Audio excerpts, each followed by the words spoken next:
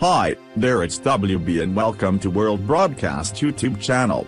Before we get started, make sure you hit the subscribe button and press bell icon to never miss any latest news. Big White House resignation just announced. Shocked Trump has issued immediate statement on it.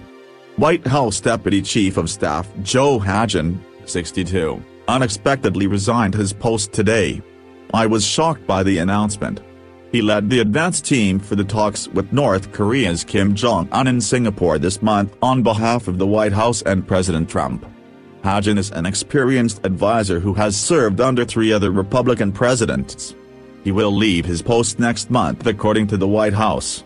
Jong-Un served in the administrations of Ronald Reagan, George H.W. Bush and George W. Bush.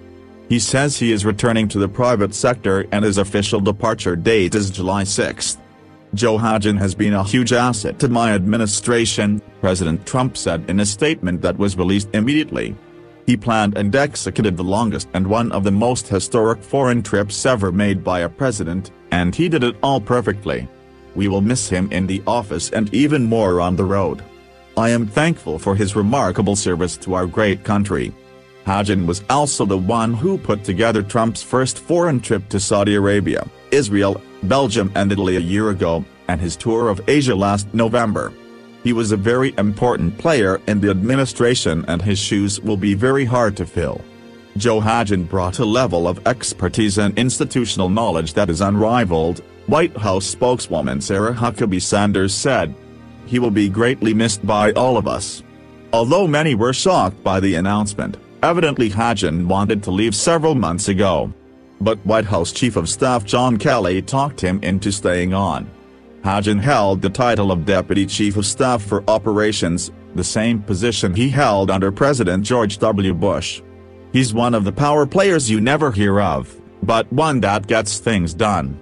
He has 3 partners and founded Command Consulting Group, a cluster of firms that provide security and intelligence assistance to governments, corporations and wealthy people.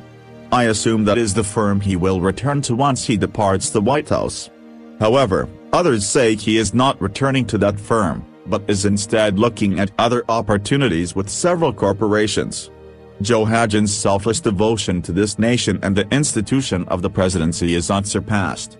I am lucky to have served alongside this great American, and I am even luckier to call him my friend, White House Chief of Staff John Kelly said in a statement Tuesday. Joe will be missed at the White House, and I wish him great success and happiness in the next chapter of his life. Kelly said in a statement. Jong-Un was seriously considered for the number 2 posts at the Central Intelligence Agency or the Department of Homeland Security, but he decided to leave government service. His portfolio includes oversight of the scheduling and advanced staffs, as well as the military office, including the replacement projects for Air Force One and Marine One. Jong-Un's departure will leave Chief of Staff John Kelly with just one deputy, former Microsoft and General Motors executive Chris Liddell, who is responsible for coordinating policy. Jong-Un has run White House operations for President Trump for 17 months, overseeing the daily administration of the presidency despite chaos and upheaval. Not to mention constant media attacks. He is part of the old guard Republicans. Jong-Un oversaw the White House Personnel Security Office, which handles security clearances. They've had their share of challenges this year. The media is ratcheting up the rumor mill over Jong-Un. They quote sources like they always do and don't give names. They are smearing Jong-Un for all they are worth, which isn't much and I don't believe any of it. Jong-Un is part of the turnover this year for the Trump administration. He was a real asset to the president, but he has served a long time under various presidents. I'm sure that the president will find someone very qualified to take his place. It was just bad timing as far as I can see. But there is never a good time for something like this. A White House official said that after departing Singapore last week, Trump made a rare appearance in the staff cabin of Air Force One to praise Jong-Un for organizing the Kim summit and then led White House staff in a round of applause for the aide. It was well earned. Hajan was recruited to the Trump White House by former Chief of Staff Reince Priebus to bring a seasoned hand to a West Wing that had few experienced veterans.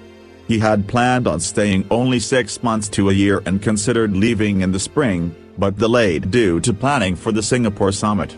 That is now done and he will leave as he evidently planned. I can tell you this, he will be missed. Please don't forget to like and support our channel by press subscribe button. Thank you for watching.